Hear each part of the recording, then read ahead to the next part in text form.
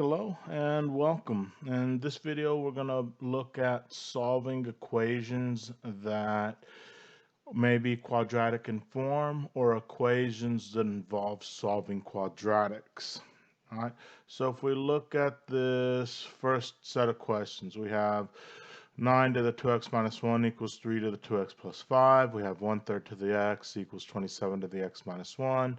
9 to the x squared equals 3 raised to the 2 minus 3x power.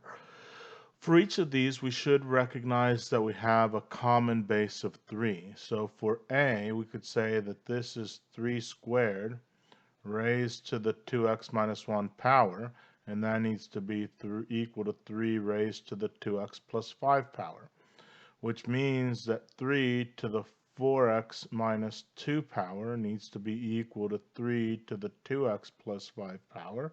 So therefore, 4x minus 2 must equal 2x plus 5. And solving that equation will give me the solutions for this parent equation. I'll leave that to the viewer. Okay, for b, 1/3 we can write as 3 to the negative first, so 3 to the negative first to the x power is equal to 3 cubed raised to the x minus 1 power. Using properties of exponents, negative x is going to be equal to 3x minus 3, and or rather 3 to the negative x is going to be equal to 3 raised to the 3x minus 3 power using properties of exponents, right? Which means because I have the same base, these exponents must be equal to each other, so negative x needs to equal 3x minus 3.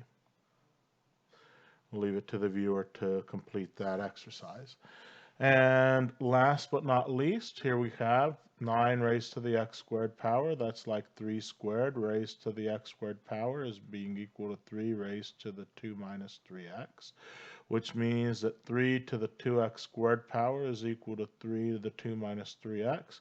Exponents must equal each other if I have the same base, so 2x squared must equal 2 minus 3x, which means that 2x squared plus 3x minus 2 must be equal to 0. We'll leave it to the viewer to answer that question as well. So we have a linear to solve, another linear to solve, and then a quadratic to solve. Okay. The next set of equations are equations that we call quadratic in form. Right, this first one we should be able to recognize that we have a quadratic form if we say let u equal e to the x, then u squared would be e to the 2x. So effectively, A is like looking at u squared minus 3u plus 2, right? Which factors to be u minus 1, u minus 2. But remember, u is e to the x, so that means that e to the x minus 1 and e to the x minus 2. And if we're going to solve this being equal to 0, that means that e to the x needs to equal 1, or e to the x needs to equal 2. All right, if I take the logarithm of both sides, this first one would solve as x needing to be 0, and the second one would solve as x needing to be the natural log of 2. Okay. For this over here, we can say, hey, x to the 4th minus x squared minus 2 is equal to 0. So we have this quadratic form in x squared, and I could factor this to be x squared minus 2 times x squared plus 1. All right, so x squared minus 2, x squared plus 1 would be the factored form of what I have here.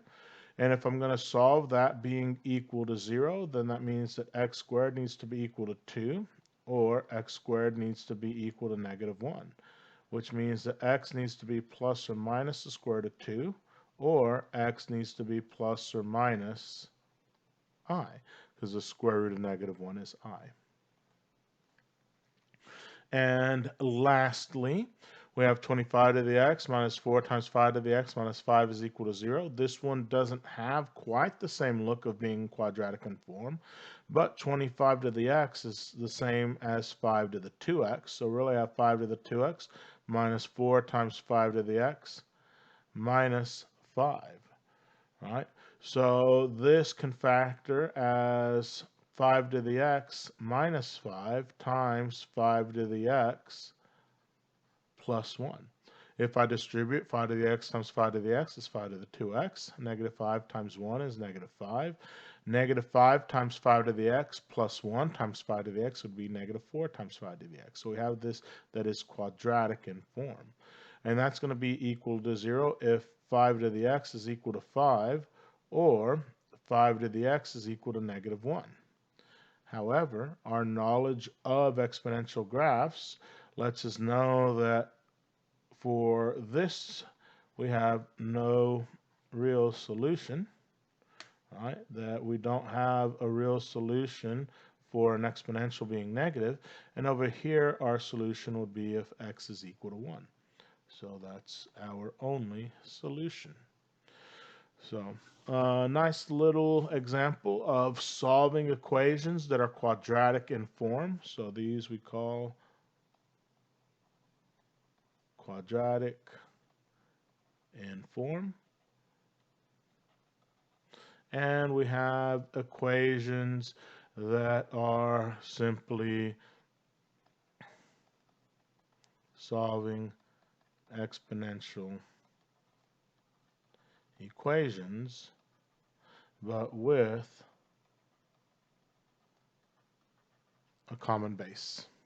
Okay. Thank you very much for your time.